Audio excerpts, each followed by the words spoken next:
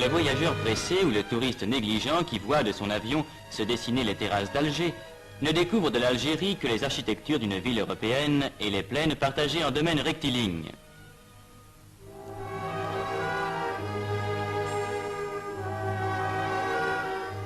Sur la route, si pareille aux routes de France, il retrouvera les paysages de l'Hérault avec l'immensité de leurs vignobles.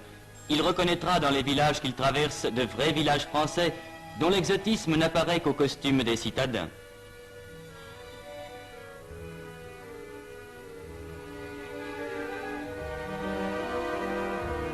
Il situera en Beauce ou en Brie ces plaines à blé dont les chaumes coupés hauts marquent seul que nous ne sommes pas en France. Ce voyageur ne connaît pas la Kabylie, mais arrivant d'Alger par une route sans histoire, il en ouvrira la porte avec le marché de Tizi Ouzou.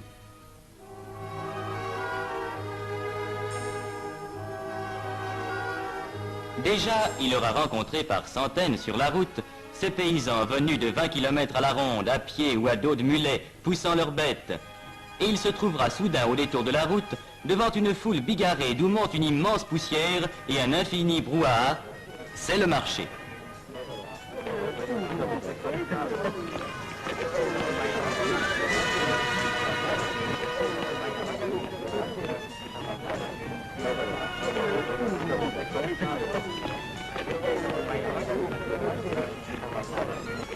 Là, 10 000 hommes peut-être se coudoient au plus près entre les bêtes attachées tête à tête et les échoppes en plein air où les artisans du coin offrent leurs marchandises. Là se rassemble pour une journée tout ce qui se vend et tout ce qui s'achète. Là se retrouvent tous les donneurs de nouvelles et aussi tous les marchands d'Orviétan. Et comme les femmes kabyles restent au village, c'est aux hommes qu'il appartient de faire les achats, même les plus strictement féminins, qu'ils découvriront avec orgueil ce soir devant une famille émerveillée. Lieu de discussions infinies entre acheteurs et marchands, immense rendez-vous auquel toute la région chaque semaine est fidèle. Seuil pittoresque et coloré, seuil bruyant et agité d'une Kabylie laborieuse et secrète. Tizi Ouzou, qui a rang de sous-préfecture, est le point de transition où, dans un décor presque européen, se rencontrent les traces caractéristiques du vieux pays berbère et les apports de la vie moderne où le café mort et le marchand de sel, apanage des bourgs de la vieille Afrique, voisinent avec le garagiste réparateur de pneus des grandes routes modernes. Point de suture entre deux mondes, l'un banal à tous les yeux, l'autre encore trop inconnu, où cette route qui monte va nous faire pénétrer. Car déjà s'amorcent les premières côtes de Kabylie, avec cette route magnifique dont les lacets découvrent à chaque tournant un paysage plus vaste. Cette route, vieille aujourd'hui d'1 siècle, a son histoire. Elle fut construite en 27 jours par les bataillons du maréchal Randon. Elle nous mènera à Fort National, l'ancien Fort l'Empereur, la première née des villes françaises en Kabylie, centre aujourd'hui d'une commune de plein exercice et d'une commune mixte qui groupent ensemble près de 90 000 âmes. Fort National est aussi l'un des centres d'où partent vers la France les Kabyles qui s'expatrient temporairement pour chercher travail et fortune.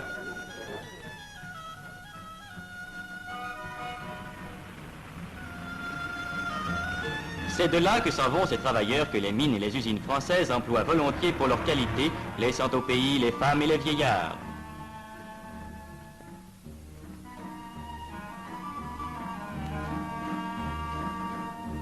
Et l'on comprendra l'importance de cet exode au bureau de poste de Fort National, lorsqu'on saura qu'il assure chaque mois la distribution de quelques 30 millions de mandats envoyés de France à leurs familles par les travailleurs kabyles. Car le Kabyle, s'il accepte de partir pour gagner sa vie, garde au pays natal des attaches indestructibles. Ce mandat mensuel qu'il envoie servira à acheter une maison, un champ, un petit domaine où il reviendra plus tard vivre entre les siens sur la terre des ancêtres.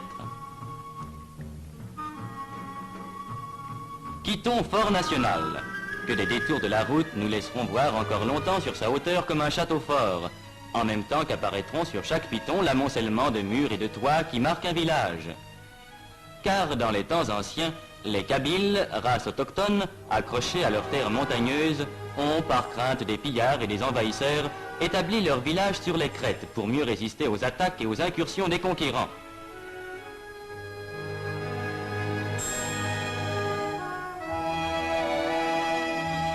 Le sol, abrupt mais verdoyant, permet l'élevage et il n'est pas de famille qui n'ait ces quelques moutons que garde un petit berger aux yeux rieurs.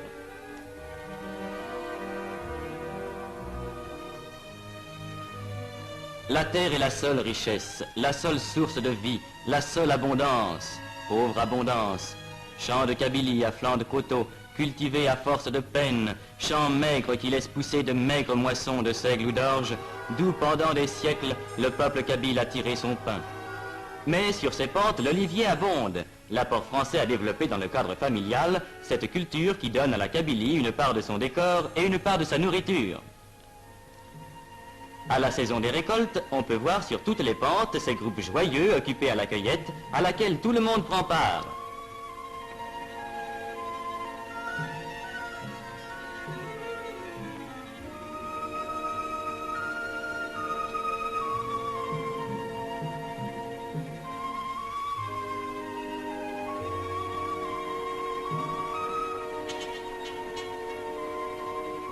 Pittoresque Kabyle.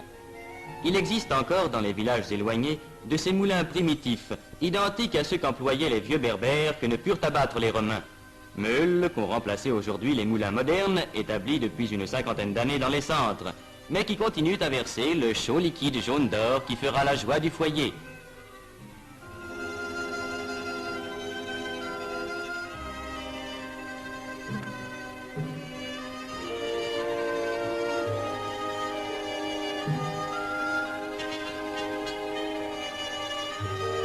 Nous nous arrêterons un instant auprès de la meule ancestrale. Nous regarderons couler le beau sang des olives, cette richesse liquide et parfumée dont l'odeur emplit à la saison chaque maison de Kabylie.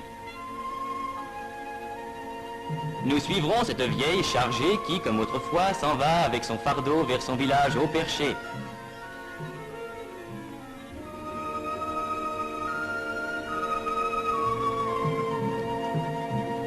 Nous la suivrons sur ces sentiers de chèvres, qui étaient avant la venue des Français les seuls moyens de communication dans ces réduits montagneux, l'imprenable citadelle d'une race indomptable.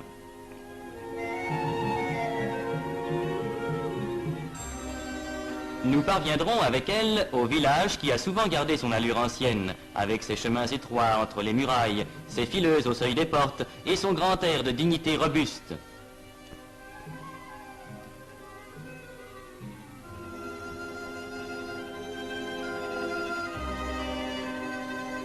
Et nous découvrirons en contrebas, allongeant l'agglomération de la longueur de tant de morts, presque mêlés aux champs, le cimetière sans clôture où dorment depuis des siècles tous ceux qui dans ce même village ont labouré le sol, cueilli l'olive, élevé des mûres et sommeillé à l'ombre des figuiers. Sur notre route s'ouvre la forêt. La forêt kabyle n'est pas une de ces forêts d'Europe aux fûts élevés sans effort jusqu'à de larges frondaisons. C'est une forêt d'une autre sorte. Le chêne-liège y est roi. Autre richesse primitive du pays kabyle, chaque année on y récolte par larges feuilles cette écorce légère qui partira vers les fabriques de France ou d'ailleurs où sa transformation s'accomplit. La forêt de Yakouren est l'un des centres mondiaux où s'approvisionne l'industrie du liège.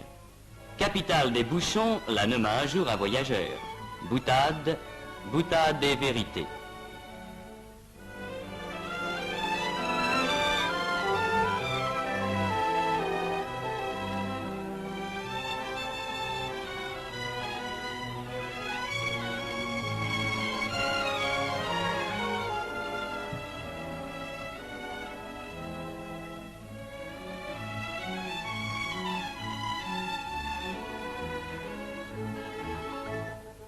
Reprenons la route. Par de nouvelles côtes, nous atteindrons Michelet, qui étage ses maisons le long de sa grande rue à 1085 mètres d'altitude, et d'où l'on découvre un paysage montagneux barré au fond par les plus hauts sommets du Djurdjura, les crêtes de la Kouker et la pointe de l'Alla Khadidja. Michelet, chef-lieu d'une commune mixte de 80 000 habitants, règne sur les contreforts de la grande barrière montagneuse. Dernier centre sur la route des montagnes, Michelet aligne le long de ses bâtiments modernes ses spectacles pittoresques et contrastés, le palabre des vieillards et au pied de sa mairie, l'écolier devenu écrivain public.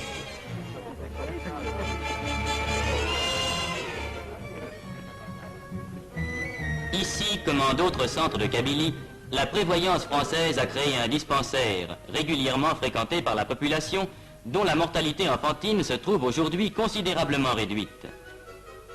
En Kabylie aussi, l'apport français a été de créer pour ce peuple terrien une école d'arboriculture, où jeunes Français et jeunes Kabyles apprennent l'art complexe de la greffe et de la plantation, la science de l'arbre qui dans l'avenir décuplera peut-être la richesse de la Kabylie en faisant un vaste verger.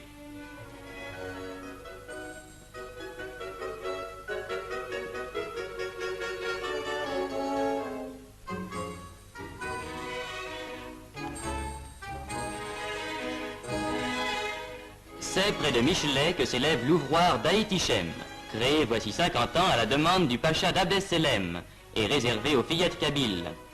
Chaque jour on les voit, ces fillettes vêtues de cotonnade à la mode du pays. Ces fillettes qui, pour la première leçon, ont appris la propreté physique, à qui l'on donne en même temps l'instruction et un métier. Car cette école, qui a fait dans tout le pays kabyle la renommée d'Aït-Ichem, est l'une des grandes réussites de l'apport français.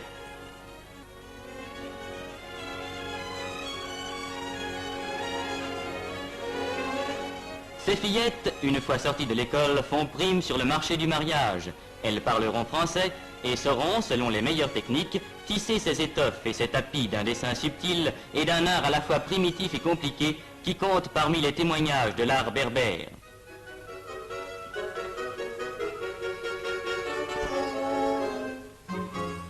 Mais ces fillettes témoignent aussi de l'importance qu'a prise en Kabylie l'assistance médicale depuis 100 ans.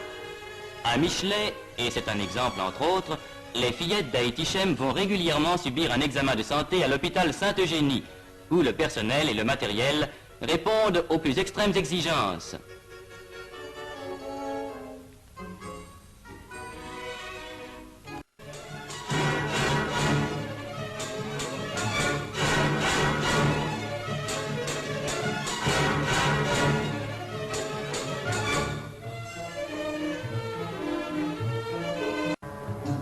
Déjà, la route qui permet les échanges, qui facilite les transports, a été le premier bienfait.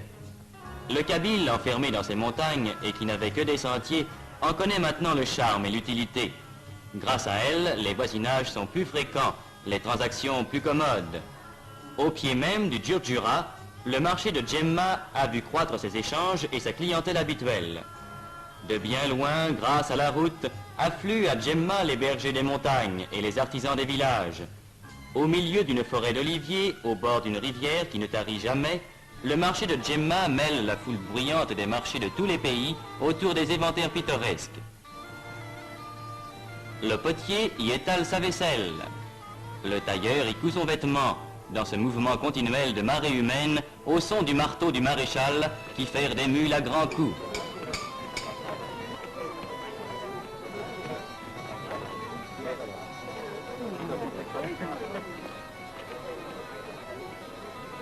Mais la caractéristique de Djemma, c'est son marché aux bestiaux et sa boucherie en plein vent, où en l'espace d'une journée, des centaines de bêtes passent à l'abattoir. Tableau brutal et haut en couleur, où la vieille Kabylie apparaît dans sa truculente robustesse.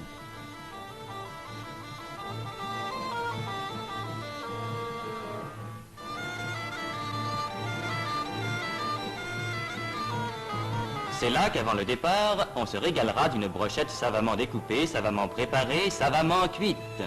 Le régal du marché d'Afrique. Et ce sera le soir sur la place vide, l'heure des charognards, ces auxiliaires gratuits de la voirie qui feront place nette.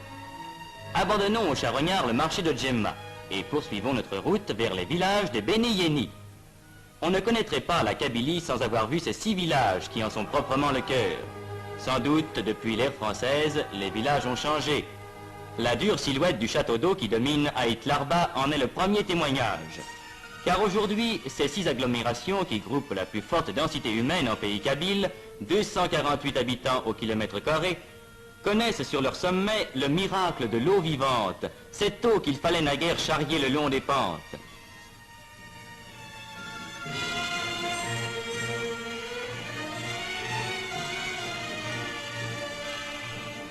Village de Beni Yeni, le centre de l'artisanat kabyle. Il compte surtout, et depuis les temps les plus anciens, une population dont l'évolution intellectuelle et manuelle fut toujours en avance sur celle de leurs frères. Ici, dans chaque maison, un tour ronronne, un marteau teinte, un rabot gronde. Ici, l'orfèvre compose ses lourds bijoux d'argent. Ceux-ci, qui faisaient l'orgueil des siècles passés, Ceux-là auxquels l'époque a donné un nouveau tour.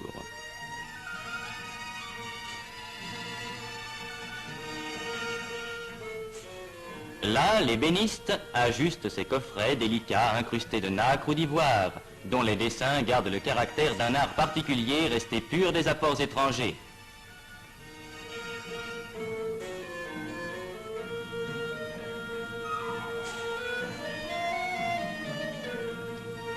C'est à cause de cette sorte de maturité intellectuelle que traduit si bien la vie artisanale des Béni-Yéni que la France a tenu à leur donner depuis des années un statut administratif spécial, en y créant des centres municipaux résolument autochtones et en conférant l'écharpe de maire à des citoyens choisis dans la population.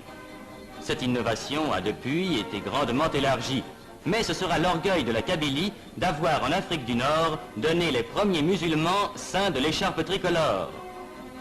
C'est ainsi qu'on peut voir, comme au centre municipal de Tassaf Tougemoun, autour de son maire revenu de Paris après y avoir travaillé des années, un conseil municipal uniquement composé d'enfants du pays, examinant avec compétence les affaires de la commune, réglementant, décidant et statuant avec l'autorité sur l'administration communale.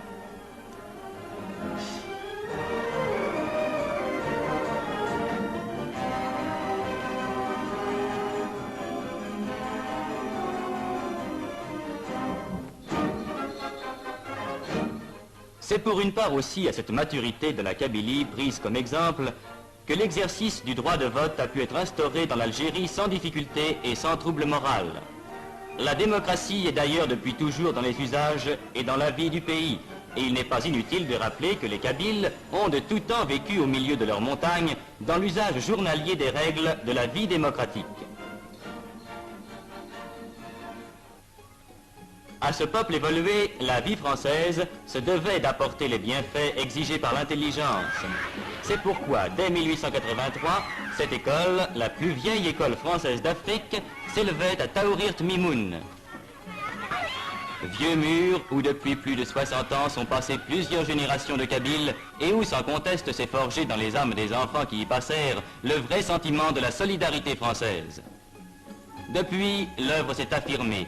Les écoles se sont multipliées, l'instruction s'est développée.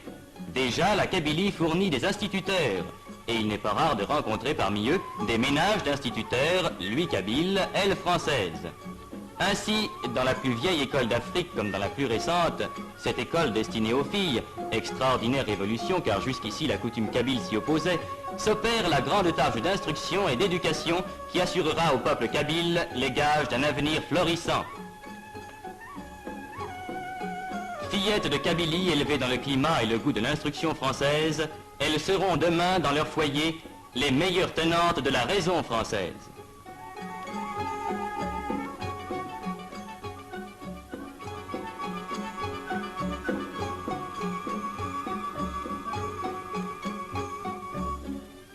Maintenant, sur cette route qui gravit toujours la montagne, quel dernier spectacle réserve la Kabylie? La végétation se fait plus rare. L'empire du roc et de la pierre nue s'affirme.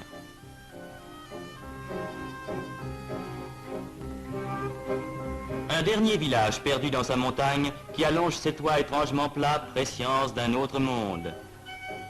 La montagne toujours plus rude, toujours plus sèche. Et tout à coup, au détour de la route, cette caravane qui a passé l'école et qui vient du désert.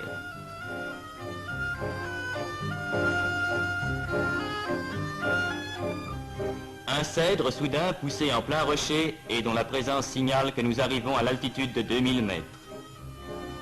Maintenant, c'est seulement le silence, la fin de toute vie, la haute solitude. Nous sommes aux confins du pays kabyle, le Djurdjura borde l'horizon, au-delà commence le sable, le pays sans vie, le grand désert.